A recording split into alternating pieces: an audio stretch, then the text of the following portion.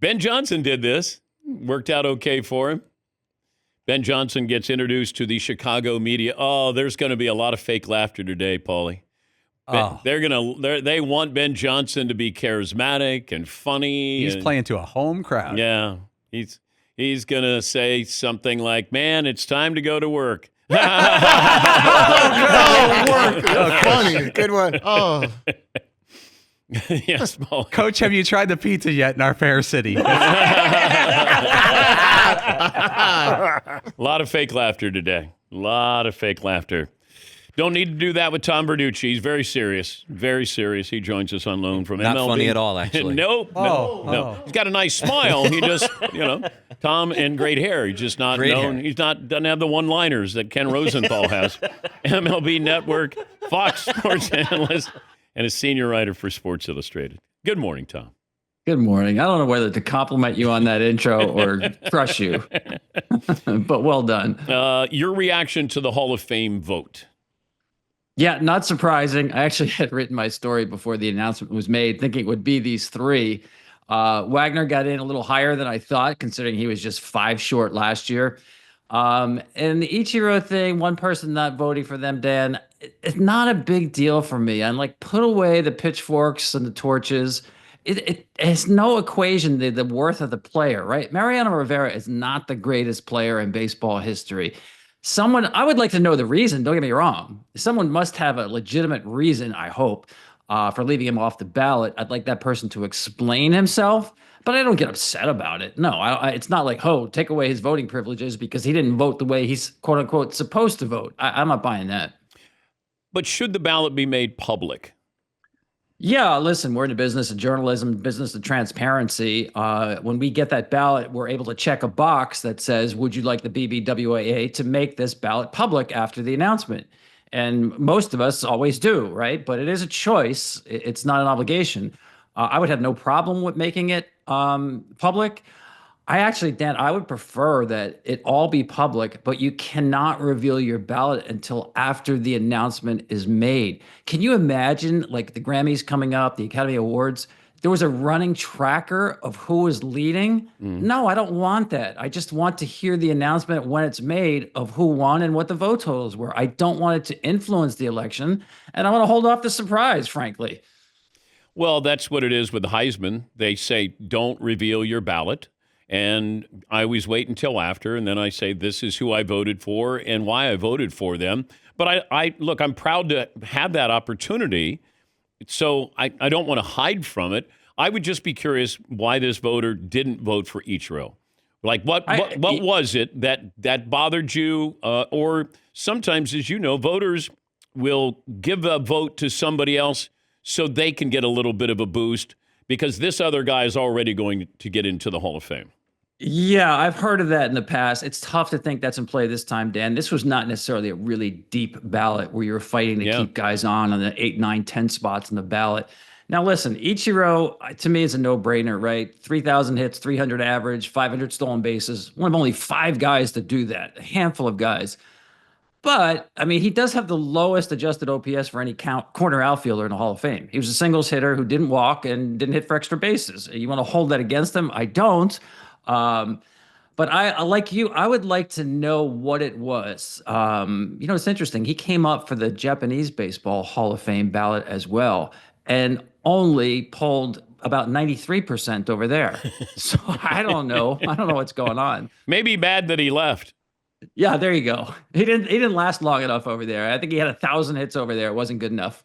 Moving forward, though, trying to look at starting pitchers and, trying to handicap, how do you qualify these starting pitchers to be in the Hall of Fame? Let's get rid of the guys are already in, with Scherzer and, you got Clayton Kershaw, Verlander. Maybe one, I don't know, Greinke. I don't know, is Greinke a Hall of Fame? Yep. Yeah. Okay, now what do you do? Yeah. It's a great question because, watching a guy like CeCe, he's got traditional numbers, 3,500 innings, right? 3,000 punch outs, 250 wins.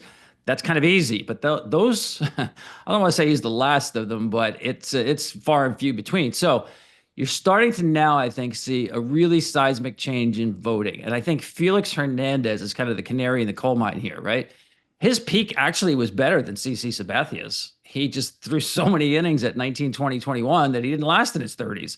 So now you're going to have to look back and guys like Johan Santana, Brett Saberhagen, Dave Stieb, Kevin Brown, David Cohn. A lot of these guys who had really, really high peaks were among the best pitchers in the game for, say, 7, 8, 9, 10 years, but didn't have the 3,000 punch outs, 3,000 innings. There's a lot of guys I think that are going to come into play as we go forward here, and very few like Sabathia that are going to come up. Okay, but did Curt Schilling come along on the ballot at the wrong time? Because if he was, if Schilling is on the ballot now, is he a Hall of Famer?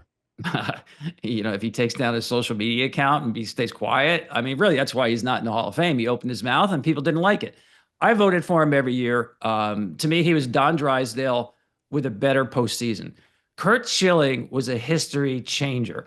It's easy for me to vote for guys who change history. CC changed history, whether it was the stretch run with Milwaukee, all-time legendary stuff, or he signs with the Yankees, huge deal. They win his first year there, and he's the guy, the MVP of the ALCS.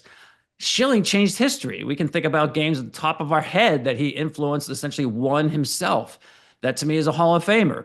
And he was tracking that way until he ticked off a lot of journalists and said the wrong things they didn't agree with. But how much is that supposed to factor in, Tom?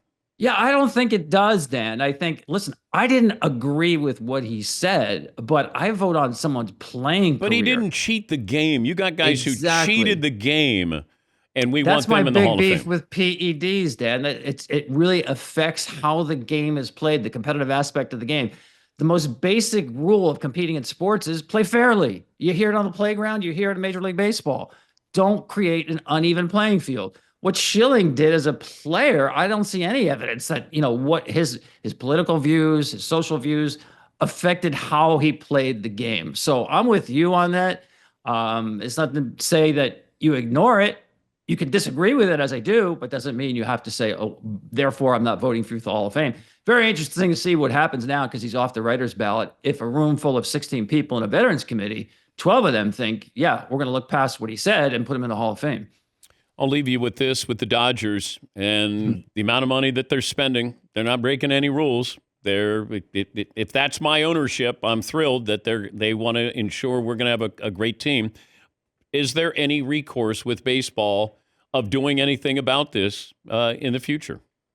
No, not now. They're playing by the rules, as you said. I mean, they have $1 billion in deferred money. But Guggenheim, the company that owns the Dodgers, has about $350 billion in deferred money. So this is pocket change for what they do and how they operate. And I think you have to look at the fact, too, Dan, that their infrastructure, right, their technology, their coaching, everything they do to create a working atmosphere for players is top of the charts great. And if you want to go to the postseason, you sign with the Dodgers. They deserve credit for creating this atmosphere, similar to the Yankees in the late 90s, right? Those are the advantage that they're operating with. Is it good for the game? I don't know. Listen, we all love Goliath. You're sitting here talking about the Chiefs every year, and people get tired of them, but we all like to also root for David against Goliath, right? So I think it's good for the game, but there already are owners around the game who can't compete even closely with how the Dodgers spend money, who say we need a system that's different. And if you're talking about a salary cap, just be prepared for not playing baseball in 2027, because every time that issue comes up and the owners want to stick to it, we have the game shut down. That's the history of labor negotiating. Always great to talk to you. Thank you, Tom. You got it, Dan. Thank you. Tom Verducci, MLB Network, Fox Sports analyst, senior writer for Sports Illustrated.